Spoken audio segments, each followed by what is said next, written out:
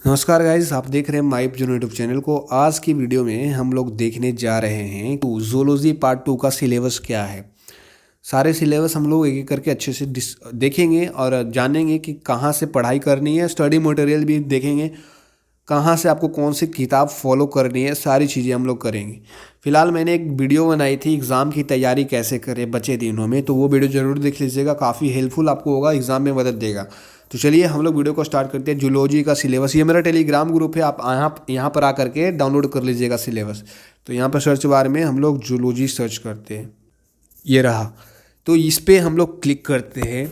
Part 1 का हमने already cover कर दिया था, तो ये पार्ट 1 वालों का वीडियो पड़ा हुआ है, आप लोग जाके देखिएगा, उसका लिंक मैं डिस्क्रिप्शन में दे दूंगा। ओके, पार्ट 2 वालों पे चलते हैं। तो ये रहा बीएससी पार्ट 2। अब पार्ट 2 में देखिए जूलॉजी ऑनर्स के सिलेबस क्या है। तो आपका पेपर 1 एंड पेपर 2 याद करें, पेपर 1 एंड पेपर 2 आपने पार्ट 1 में दे दिया था, अभी आप पार्ट 2 में आ गए, पार्ट 2 के स्टूडेंट्स हो चुके हैं। तो आपका पेपर 3 होगा, पेपर 4 होगा। ऑनर्स में आपके 2 पेपर होते हैं, तो पेपर 3 पहले देखेंगे, पेपर 4 देखते हैं बाद में। पेपर 3 में आपका सिलेबस जो है आपको पता होगा, आप पार्ट 1 के एग्ज़ाम दे के आ रहे हैं तो आपको आपका एग्ज़ाम पैटर्न पता होगा, आपके क्वेश्चन कितने रहते हैं, कैसे एग्ज़ाम में पूछे जाते हैं। अगर आप एग्ज़ाम पैटर्न जानना चाहते हैं तो आप इनके प्रीवियस ईयर क्वेश्चन जो होते हैं वो देख सकते हैं। देखिए सिलेबस में आपको पढ़ना क्या होगा। तो पहला जो है origin and evolution of coordinates.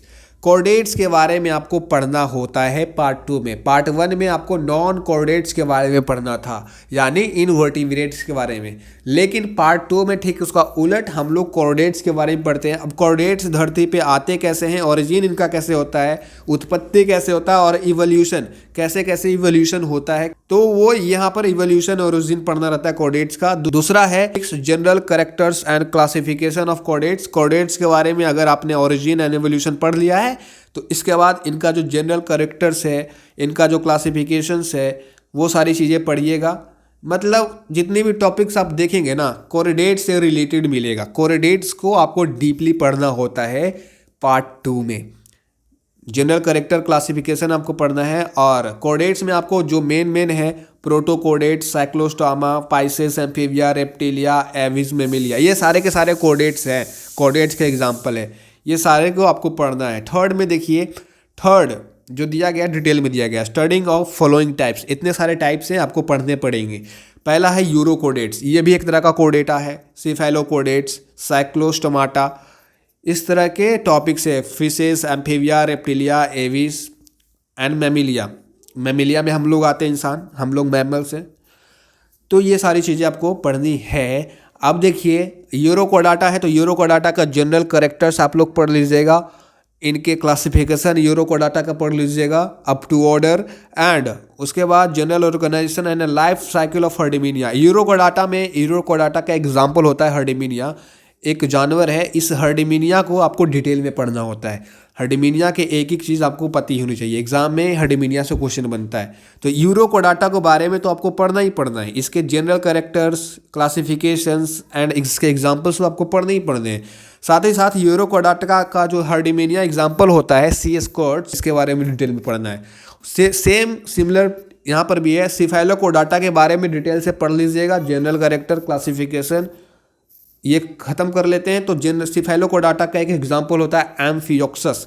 Amphioxus के बारे में अगेन आपको डिटेल से पढ़ना होगा, ठीक है। सिफेलोकोडाटा का एग्जाम्पल होता है एम्फियोक्सस, एम्फियोक्सस को भी डिटेल में पढ़ना पड़ता है। उसके बाद साइक्लोस्टोमाटा है। साइक्लोस्टोमाटा पढ़ लीजिएगा डिटेल से, इसको जनरल कैरेक्टर्स एंड जो होता है इसका क्लासिफिकेशन वो। अब साइक्लोस्टोमाटा का एक एग्जाम्पल होता है पेट्रीमाइजोन। इस पेट्रीमाइजोन का क्वेश्चन बनते एग्जाम में, तो पेट्रीमाइजोन को भी डिटेल से पढ़ना होता है आपको। देन उसके बाद आते हैं फिशेस। फिशेस को हम लोग पाइसेस भी बोलते हैं, कहीं कहीं जगह पे पाइसेस लिखा रहता है, तो कंफ्यूज नहीं हो जाएगा, फिश को ही बोलते हैं।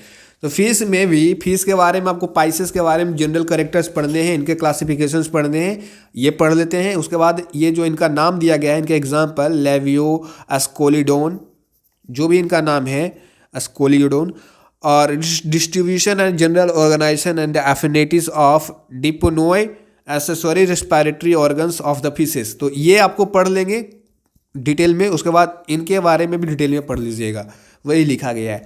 उसके बाद एम्फीबिया, रेप्टिलिया, एविजन, मेमिलिया, ये सारे के सारे को आपको डिटेल में क्लासिफिकेशन सभी चीज़ें पढ़नी है। अब एम्फीबिया पढ़ लीजिए तो एम्फीबिया को ऑरिजिन एंड एवोल्यूशन पढ़ लीजिएगा इनका डिटेल में, इसको आप लोग डिटेल से समझिएगा। उसके बाद रेप्टिलिया पढ़िएगा, रेप्टिलिया को आप डिटेल से पढ़ लिए। उसके बाद रेप्टिलिया में कोई भी छिपकली, एनी लिजार्ड के बारे में इनका डिटेल से बॉडी स्ट्रक्चर सारी चीज़ें पढ़ना है, कोई भी लिजार्ड आप ले लें, ठीक है। तो इस तरह से रेप्टिलिया में ये सारी चीज़ें डिटेल में पढ़नी होती है। Biting and feeding mechanism of snakes, snakes के बारे में आपको डिटेल से पढ़ना होता है। स्नेक कैसे काटता है, कितने प्रकार के स्नेक होते हैं, जहरीला और जो जहरीला नहीं होता, सारे स्नेक्स के बारे में पढ़ना होता है। रेप्टिलिया तो पढ़ना ही पढ़ना है, ये भी पढ़ना है, डिटेल में पढ़ना है।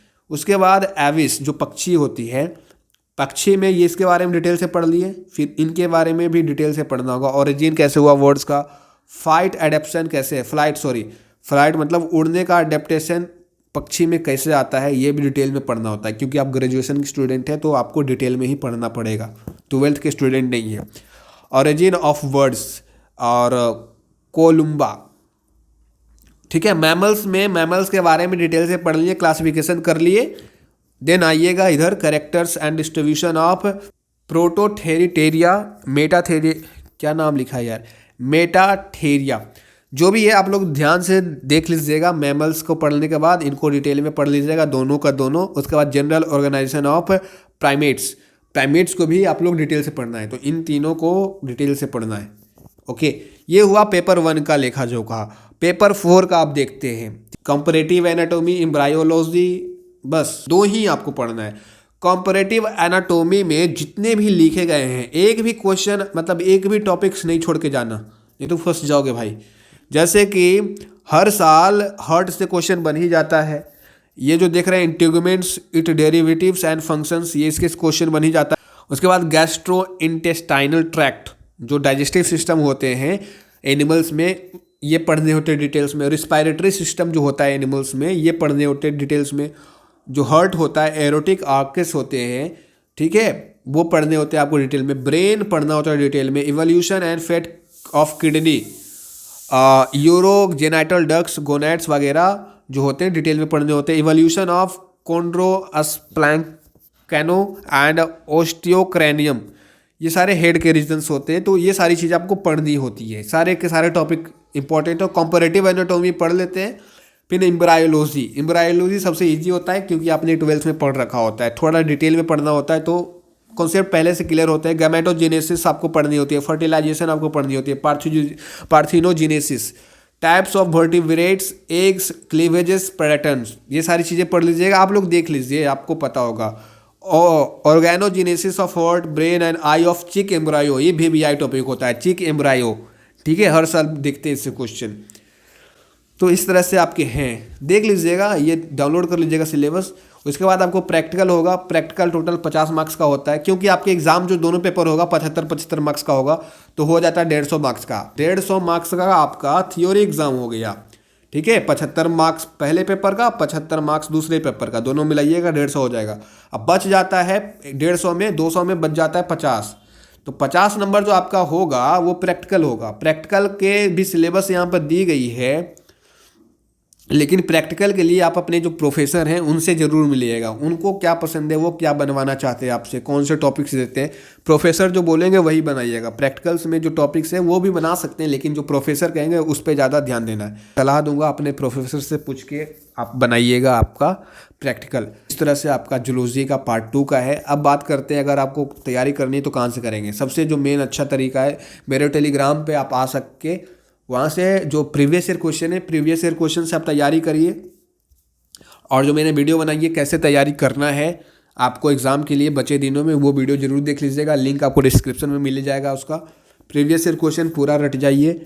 और गेस्ट पेपर खरीदना चाहे तो खरीद सकते हैं, लेकिन ज़रूरी नहीं है। और किताब वगैरह कौन से फॉलो करनी है वो देखते हैं।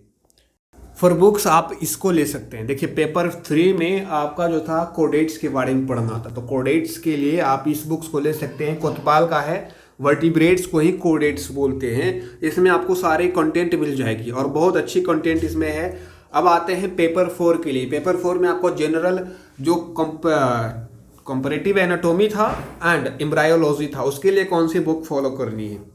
देखिए इस तरह की बहुत सारी बुक्स आपको मार्केट में मिल जाएगी। Comparative anatomies of vertebrates, chordates and comparative anatomy, बहुत सारी किताबें हैं। तो आपको मैं बोलूँगा ये जो है ये वाला लीजिएगा, आपके लिए एग्ज़ाम के लिए बेनिफिशियल होगा और ये काफ़ी है। एम्ब्रायोलॉजी के लिए आप इस बुक को खरीद सकते हैं। ये एस चांद की है, PS वर्मा के द्वारा लिखी गई है। इसकी PDF भी अवेलेबल होगी शायद, चेक कर लीजिएगा। अवेलेबल नहीं है तो खोज करके दे देंगे। मिलते हैं अगली वीडियो में। Thank you for watching my video. ऐसे ही प्यार करते रहे। वीडियो अच्छा लगा हो तो लाइक ज़रूर करें।